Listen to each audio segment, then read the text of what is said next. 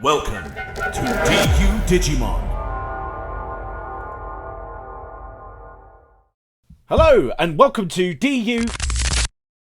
Digidestined, we face dark tidings indeed. The three great angels descend upon a digital world infested by demons and dark spirits. Vile programs within the digital world take advantage of the kindness and trust of young tamers who, unbeknownst to them, empower them in their vile mission.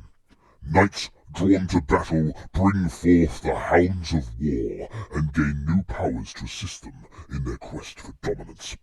The old dog still has his tricks, and by moonlight wreaks havoc against those powerless to stop him. Spirited flames continue to burn strong, attracting the dragons of old who destroy everything in their path. Is it really the end times? What are we to do? Has the Digimon card game fallen to evil? Sorry, I'm not too sure what happened there, but he does raise a good point. Is the Digimon card game showing signs of toxicity? Are the pH levels rising too high? And what can we do to change that? Ban list discussion. Let's go. Hello, everything back to normal. I hope you guys enjoyed that more spirited intro. We are getting close to ban list season. The last one we had was back in August of last year, so it's coming up to 6 months now since we had one, so we are about due. Plenty of content creators in the Digimon TCG scene have started making their ban list predictions, and obviously we are no different. I actually watched Digidane's video on the subject just the other day, and I really liked all of his takes, so there'll be a video in the pinned comments below. I'm also sharing that because he's super close to 1k subscribers. He's currently at 933 at the time of recording. So it would be great to help him get over to the 1k mark. I mean, granted, chances are, if you're subscribed to us, you are probably subscribed to him. But if you're not, go for it. He makes some superb content. And yeah, you should just go like his videos, subscribe his videos, and get him to that 1k mark. Speaking of, like, subscribe, and ding that notification bell if you would, please, so you don't miss out on the latest content from us. Did I just plug someone else and immediately follow it with plugging ourselves? Yes. Am I ashamed of this? No. But anyways, let's get into the meat and potatoes of this video and discuss what myself and the team think should get the chop. I'm so serious about this, as you might have already noticed by my darting eyes towards my screen, because I have not had time to learn this. I've actually scripted the video for once. That's how serious I am. I'm super serial, guys. But anyways, the card game in general has come a long way, for better or for worse, since it's since everything first started. We now have a lot of decks that can essentially ignore components of the game that were originally quite strict. Some decks can just keep gaining memory, ignoring the confines of the memory system. You've got others that have really wide removal effects, or incredibly sticky protection effects that decks outside of the meta just can't deal with. There are decks that can do ludicrous amounts of checks. Decks that can just survive any battle or don't care if they get hit by a security bomb. There's a very clear divide between the decks that do well and the decks that don't, and that technically should always be the case, but that divide is arguably more noticeable than ever. The only other meta that I could think of that you could possibly notice that divide more was the kind of when Numamon and Yellow Vaccine were both in the height of their powers, and arguably that meta was worse because of the fact it was just really those two decks rather than, you know, the myriad of decks that we have now. But you know, just like that meta did, whether or not you think this meta is worse than the last one, you know, worse is a harsh word. I don't mind this meta at all. It's really fun, it's really diverse, but there are obviously some problem decks, and they do need addressing. So let us now discuss how we think Bandai will do that, starting with, of course, Mirage. BC11 MirageGaogamon. It was a novelty when it first came out because it did not have all of the tools it now has, and it is too good. It's abusable, not only in its own archetype, but also in kind of the Galaxy loop. Also, apologies if I do kind of kind of go off topic a little bit in these now, because I'm now officially off script. I am in deep water without a float. But Mirage is just, yeah, we need to, and without being too dark, we need to give it the Marley and me treatment. The old dog needs to go. It's time for him to go now. Like, we've had enough. Mirage has been a deck that has been rather consistent. Obviously right now it's not the best deck in the format. It's lost that status. But it is still always in the meta. It's always in the mix. It tops a lot because, back when it was first kind of buildable, it wasn't that expensive to do. So you've got a lot of people that do it. It does take, it does abuse other cards outside of its archetype, and we'll get to some of those, albeit a little bit shaky on what I actually think about those. And the rest of the team are also a little bit shaky on those too. At least one of them, because one of them is a new addition I've just thought of just before doing this recording. Yeah, Mirage, it's time to go, buddy. It's time for you to go. Next one, other one we have to address is Shoto and Mother. The Mother control stuff. Now, these are two cards that were not really ever meant to go together, but because Shoto is so generic, it just does. And both myself and Alex both think that Shoto needs an errata so that it only works with Liberator cards or in Vortex Warriors. So, say for example, you could only use it in Dynamon. And Sendril and all those other ones. It wouldn't necessarily be searchable in those, but you could use them in it because of the Liberator trait. Or, like I say, go a little bit further beyond and only allow it to be used in your Vortex Warrior deck. So allow it to just, that unsuspend effect that it's got, just make the first effect also have that wording. Now, Bandai has not done any erratas outside of kind of spelling mistakes.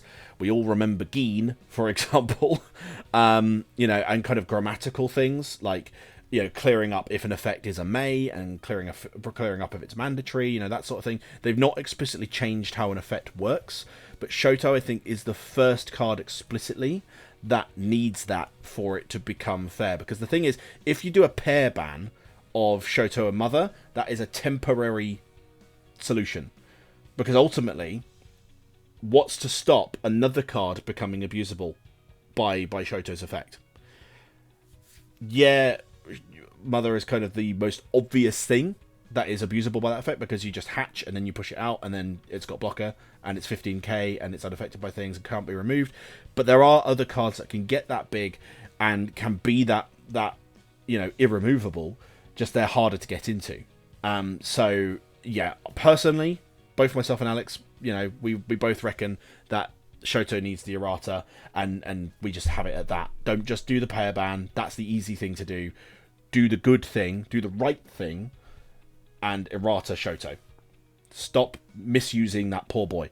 So the next card we're going to talk about is BT2 Matt, probably one of the oldest cards we're going to talk about today. Matt is becoming more abusable as the game goes on, and it's particularly abusable in a couple of decks. One where it's much more obvious, and another one where it's a little bit less obvious. And those two decks are Purple Hybrid and Seven Demon Lords. In Purple Hybrid, and again, this is another card that both me... Really funny, I asked everyone in the team for, their takes on, what we... because ultimately we are a team channel. We want to make sure we're conveying as many of our opinions as possible, not just mine, despite the fact I'm kind of lead presenter, lead editor, lead content creator, lead... I write the theme tune, sing the theme tune... Our American viewers will not get that reference probably, but Little Britain, it's funny and you should check it out, albeit some of the scenes probably aren't okay anymore. But Shoto, sorry, Matt is too abusable, because essentially it allows you to recur too many of your pieces in Purple Hybrid. It lets you get your hybrids back to hand. It lets you get your options back to hand. You use Jack Raid, gain memory. Say you did that a while ago. Oh, you need that Jack Raid again. Let's play a map. There you go. I got it back. And it can also do stuff like in Seven Demon Lords. And to be fair, any purple deck could potentially do this. To be fair, you can loop Shine Greymon Ruin Mode with it. So something that Seven Demon Lords is one of the best decks at kind of facilitating this. But essentially, you can, do your Shine Greymon Ruin mode to stall out whilst you're still waiting on a Gudomon. Obviously, because you're playing out loads of level 6s, so you just, go straight to that Ruin mode. The Ruin mode dies, it goes to the trash, and then you play the mat, you bring that back again, and then you do you're playing out a reduced Demon Lord. You got a level 6 out again, go back into Ruin mode, keep them, keep that -5 going. So the mat's not as abusable in Demon Lords as it is in Hybrid, but I still think that's a very interesting interaction. And whilst we're on the subject of kind of purple stuff, we'll talk about Ruin Mode as well. Ruin Mode is interesting because, most people will play that at 1 anyway. However, it is on the horizon that we're going to be getting like a deck that's going to be able to abuse it with Talmon Loop. Obviously, we've already got stuff like that, which I just mentioned with Demon Lords and Matt, where you can kind of mini loop it. But Talmon is going to be able to do it even worse and do that more consistent looping, over and over again. So you could preemptively hit it to 1 so that is less doable. Is Talmon Loop necessarily so dangerous that you would do that? Maybe not. It's not been doing as well as, I think when it first came out in Japan, it was doing really good, and then people kind of cottoned on to how to beat it, and now it's not really doing as well. So that one I'm a little bit shaky on, ultimately, but, it's still there. I also mentioned Jack Raid earlier. I'm going to skip ahead in my little notes to Jack Raid. Both Alex and Charles brought that one up to me because I'd completely forgotten about it, and frankly I shouldn't have. But essentially, at the moment it's potentially recyclable, like we mentioned with the mat. Obviously if you hit the mat then it won't be. Either way, like if you're running it at 4 copies, it gives so much memory to purple decks. Like if you think how much the purple hybrid stuff can trash, if you think how much even Beelzemon can trash, Jack Raid is becoming like way too abusable, because all you do is just slap it down for 0. Oh, I've got 10 cards in the trash. Oh, I gain a memory. Oh, I've got 20 cards. Gain 2.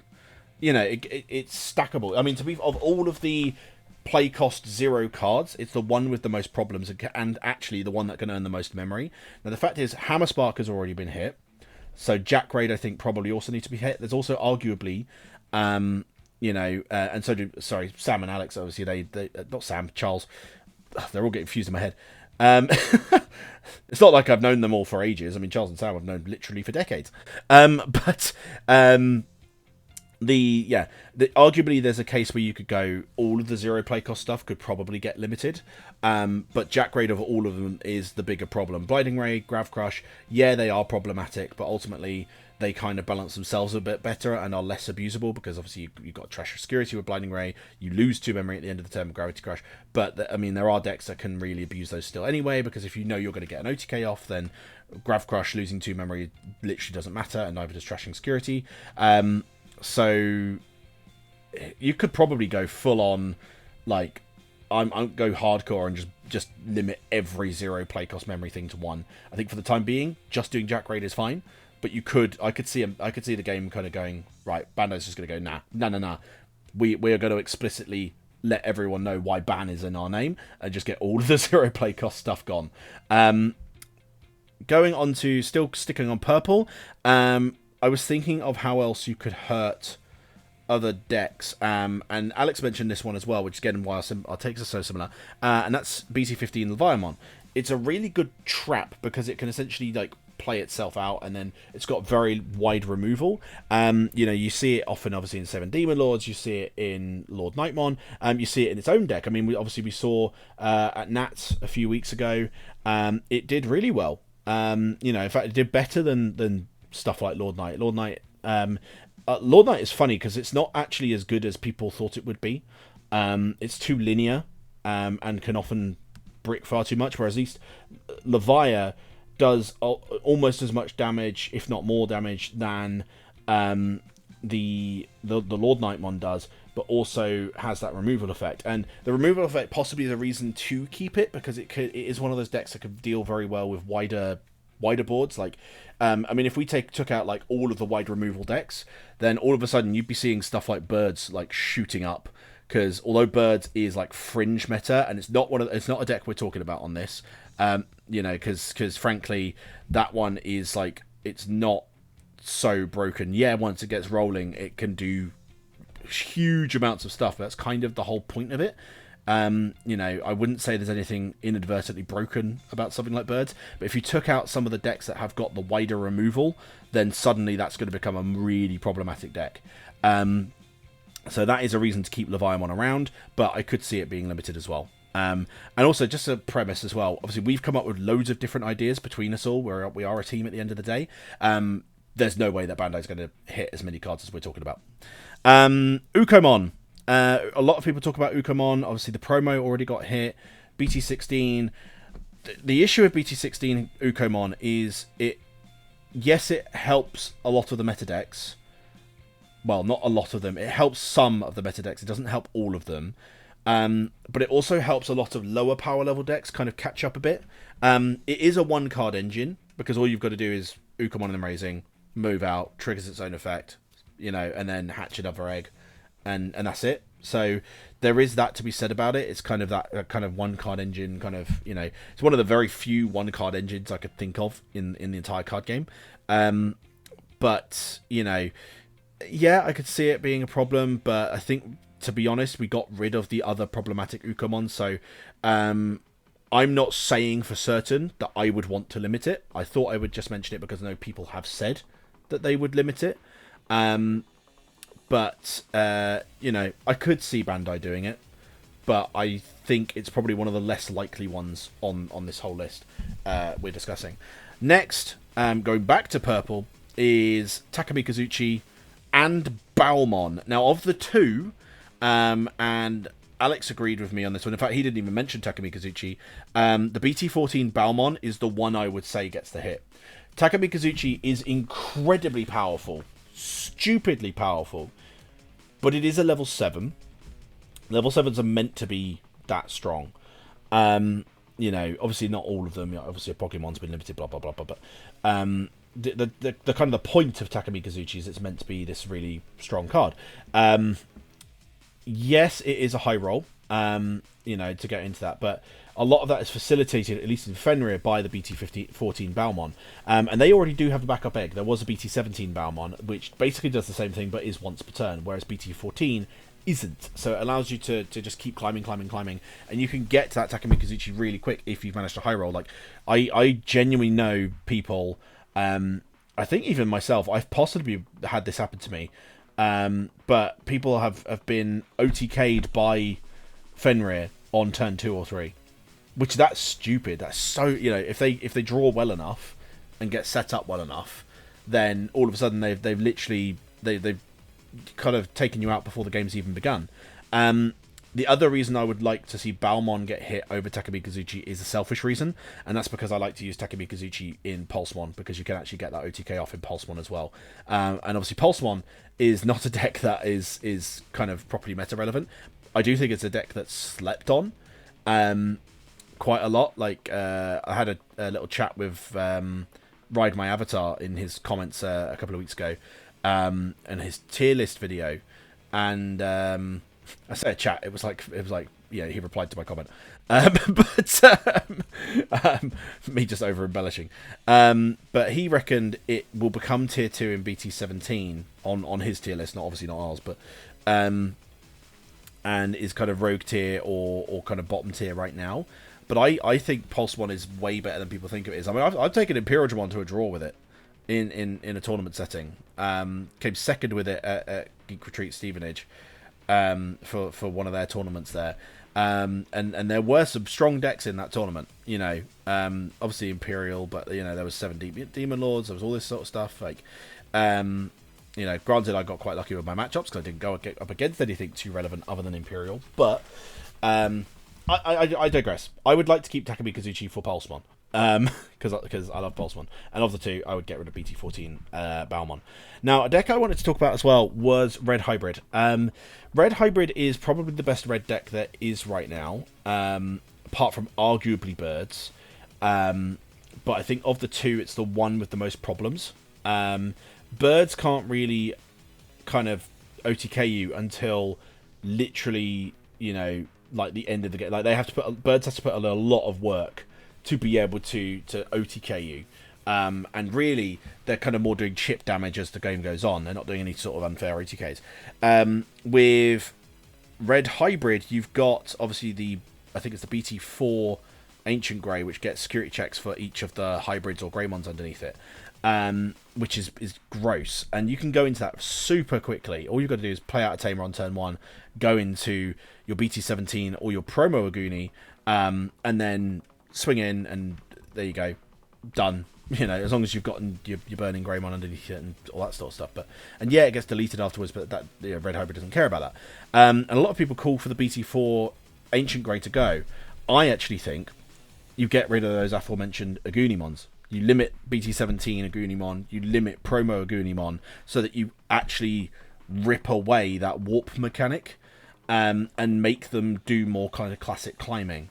Because it will really slow down that combo. The fact that the BT4 kind of does all of those checks is still a problem, and I could see that card being limited. So I would probably say that's my number 2 pick, but my number 1 picks would be BT17 Agunimon and the Promo Agunimon, just because of the warping shenanigans. They also go very quickly into the newer Ancient Grey as well, and that can be a problem in of itself, because it can do not as many checks, but it can still do quite a few checks whilst also doing some heavy control on the board, and also gives you back a Tamer. So yeah, I think it could be too much of a hit to go with those Agunis.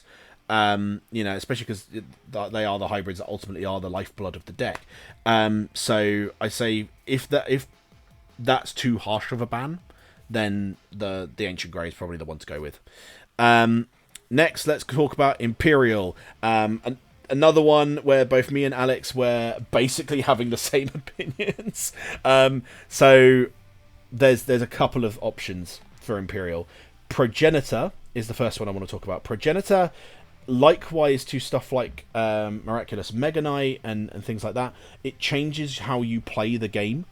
The moment it's out, you're like, oh, I can't delete them now, because they might have Imperial in hand. They might bounce me for deleting them. But then if they've got Imperial in hand, I can't attack them, because they'll just ace me.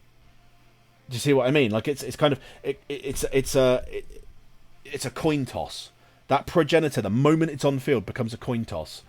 Is attacking the best thing to do? Is deleting that Digimon the best thing to do? Like, it really changes how you play. And you could absolutely make an argument that other stuff like Miraculous Mega Knight probably would also have to go, just because mechanically they're similar. But right now, what's getting wins? What's getting tops? Imperial or Omnimon? Keeping on Imperial, the other one I think a lot of people have been talking about, myself and Alex both agreed on as well, was the Davis and Ken. It does so freaking much. Like, the moment it's out, it's like, it's over. It's over. Because it can play out a rookie to allow you to do your DNA plays. It can gain you memory. It source strips as well. Like, it does too much on one card. It's just really good. Then the other hits as well, I'm going to try and speed things up because I realise I am rambling a bit, would be XV and Stingmon from BT12. You've got 8 copies of them, essentially between them both.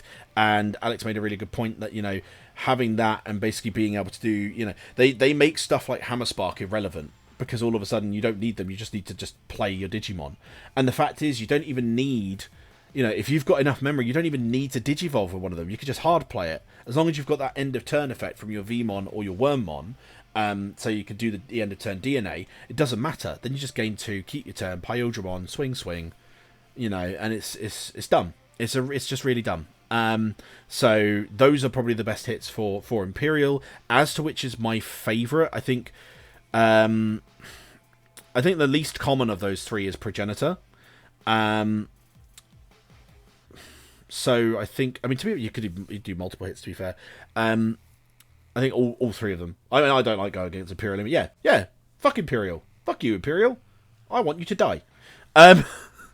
Then going back to purple, Dark Animal Engine, obviously notorious, has been for a while. Obviously we already saw a hit to Anubismon. I think that the engine needs a further hit, and the best hit would be Cerberus-mon X without a shadow of a doubt. It single-handedly facilitates your stuff like Leviamon, your stuff like Lord Nightmon, by virtue of the fact that it gets you draws, it gets you trash, it plays stuff out, and then you gain your memory from the inheritables. You could make a case for also, or instead, getting rid of something like the Dobemon X for the retaliation, that draw, and again that draw trash and that memory inheritable. But honestly, the best one out of those that Dark Animal Engine is to get rid of the Cerberus-mon X. Which actually leads us into a card I forgot to note down, but we've talked about in the chat, which is Protoform. Protoform really helps out stuff like Leviamon and stuff like anything that's using the Dark Animal Engine, because of the fact that you just do it and all of a sudden it's cheaper. So if you go into that Cerberus-mon X with a Protoform underneath, you've done it for 1 cost, you play out a level 3 because you've got the X antibody underneath, and then you gain back 2 memory from your Labra and your Doba, meaning that it costs you nothing. That 1 Protoform means that it suddenly costs you nothing. So that is definitely something to consider. The issue with Protoform is obviously Protoform kind of helps out every deck that uses X antibodies. So would Bandai want to get rid of it? It's also a card where, for very obvious reasons, it's super expensive on the singles market. Now, Bandai probably doesn't really care about the singles market, but if they care about player perception, getting rid of something that is so expensive that people might have spent money on could be in their best interest.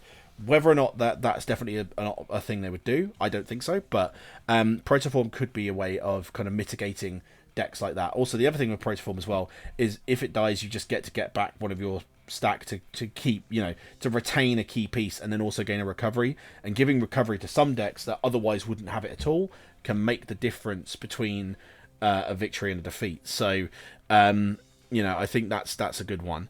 Then the other ones which I alluded to earlier when talking about Mirage would be Ukkomon from EX6.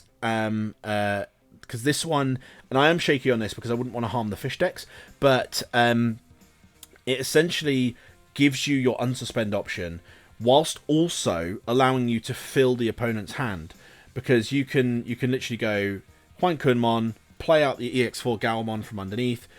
Both players draw a card, which gives you more card advantage, gives them more cards in the hand, which Mirage obviously wants. I am shaky of that one, but it's one I thought of. And the reason I thought about it was because Alex brought up BT19 of Ukkomon. And this one, again, I think we're all a bit shaky on, because there are other cards, I think, that now have the same inheritable. I think the EX8 Waymon has the same inheritable. I could be wrong. But essentially, it stops you from being redirected. And that in blue armor is gross. It's so gross. It's not like people don't play it at 4, for example. It is very much a 1 of, a 2 of, because you want to mainly focus on your Magnas and going into them on, with your Magnamon X. I mean, something you could do is maybe hit the Magnas. Maybe hit the security Magna, the one from ST18. I don't know. I think the interesting thing with blue armor is, yes, it's incredibly strong, but it's kind of in a way. Nah, I don't know if it is fair, because I mean the amount of times I've gone up against blue armor now, and all they've needed to do is have a rookie in the back and a mental training, and then if they've got the right rookie, or even if they've got the wrong rookie, so long as they're even on 1 memory, then they just go move up, mental training, Magna, scramble, Magna X, and then turn 2 they've already got Magna X.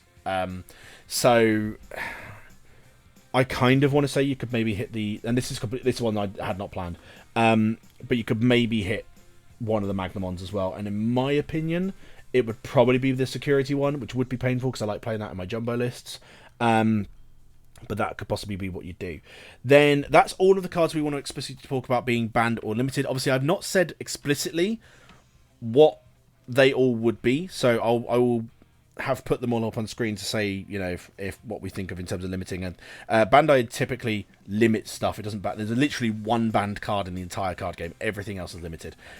So I would see Bandai probably sticking to that and limiting all. Well, obviously not limiting all of them, but if they did touch any of the cards we talked about, they'd be limiting them. just as a general rule of thumb. But I also wanted to give a shout to a couple of honourable mentions that I was thinking about.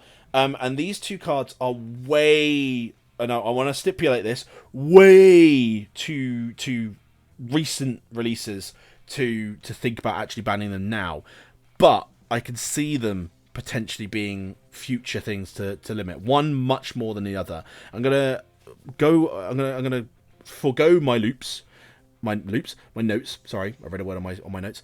And I'm actually going to go with the one that I was going to talk about after first, which is Galopmon X from EX8. And the reason why, and it's the one of these two, and you might be able to guess what the other one is now. The reason I go for this one is because it's starting to see use in decks outside of Galopmon, like in Dinomon and Galaxy Loop, which is much more scary. Because all you've got to do is just slot in X antibodies, and then all of a sudden it's usable. It does a lot of removal. Yeah, it can get unaffected, so it will be really hard to get rid of. But also saying that, it's probably one of the fairer cards we've talked about, despite all of that. So I don't really see this one being limited, especially not anytime soon. But it's one I wanted to mention as an honourable mention, especially because the other honourable mention, which I do see more of a case for in the future, again, stipulating in the future, not now, because it's way too really recent, is Medieval Galopmon. And Medieval Galopmon is a card where it basically has all the problematic things of stuff like Death X, or Quartzmon, or Shine Greymon Ruin Mode, but it's a lot easier to go into, because it reduces its own cost. And then by having that floodgate, it literally stops the opponent from playing out anything, otherwise it's just going to get deleted again. So again, way too recent to talk about banning it now, but I do see it becoming a problem card in the future. Especially because it's basically abusable in any deck, regardless of colour, because of the fact it reduces its own cost. In the same vein of Death Exmon, but it's on a level 6. Mother Control's using it. I've seen it used in Galaxy Loop. I've seen it used in SecCon. Obviously that SecCon is kind of Mother Control over, but there's a lot of decks that are abusing it. I put it in my Dinomon list, and it's really good in that, funnily enough. But yeah, so I could potentially see that happening. But I thought I'd just mention those honourable mentions because they're ones that are not bannable now because of recency, and because obviously we don't know their full place in the meta, but they're two cards I think could have the potential to be abused enough that they could be. Not necessarily that they will be, but they could be. It's plausible. And yeah, just stipulating again, way too recent to do it now. Okay. Don't at me. Or if you do at me, at least like the video first. Back to the list. So the other thing, of course, we want to talk about is cards that could potentially come back, and this is where the guys kind of gave a little bit more of a few opinions. I originally only had one because, of course, I would, and I'll talk about it in a minute. But I'll go over some of the other ones. So Sam made a good point of Ukkomon from BT14. Ukkomon obviously is super easy to give jamming to blue, because as long as your stack is bigger, equal or bigger to what your opponent's got, then you just get free jamming. However, the moment they brought that card out and the moment they limited it, they then brought out a billion other things that also have jamming that are super generic. Stuff like your Betamon, your EX6 Biomon, your Seadramons, your Gaogamon from EX6. Loads of stuff just suddenly has jamming, and it's just good in any sort of blue toolbox. So, especially if we're thinking that Mirage will finally get hit, Ukkomon is no longer as much of a problem as it was. Again, I say as much of a problem, because of the fact that you've got so much jamming available elsewhere already. So, why do that? Especially when there are more problematic eggs currently right now than like BT14 Valmon. So I think that's a good point. One that I thought was a bit more dubious was Garurumon X. Sam brought this one up. He reckoned because of power creep and the fact that there are other similar card draw engines, it's available elsewhere, that you could bring it back. But I would fear that could be abused by purple decks. A card that I could see coming back, which is a bit fairer because it's less generic, is Greymon X, and that, of course, was my pick. I want Greymon X back. Please give it back to me so Greymon becomes good again, please. I know this is the year of Greymon, and we're getting the adventure trait stuff, and whatever the It's coming out in EX9 later in the year. But give me back my Greymon X, please. It would just make Greymon have a bit more, push again. It wouldn't even necessarily make it broken. I'd love to. I mean, it might. I don't know. I've not tested, obviously, because it's limited. But that's something we've thought about, potentially doing videos where we play around with cards at their full potential, regardless of a ban list. So let me know if you guys want to see that. But Greymon X is fairer between itself and Garurumon X because it only helps Greymon, whereas Garurumon X helps other decks. So I could see Greymon X coming back. Even if it's a semi-limit, I'd love that as a semi-limit. Please, Bandai, please, please. If you love me, Bandai, and you don't know who I am at all, probably, but I would love it. The other one that Sam mentioned, but he didn't really give a reason for it other than the power creep, which is, not really a thought-out reason, I'll be honest. But Alex gave a good reason too, was Pokemon. Now, Pokemon is, right now, because of all the purple tools, still really strong, and the game is definitely not ready for it to come back at 4 if some of that purple stuff remains. But bringing it back at 2 and giving it a more staggered return is not too bad. It just helps that deck out a bit, because all of a sudden you don't just have to have the one.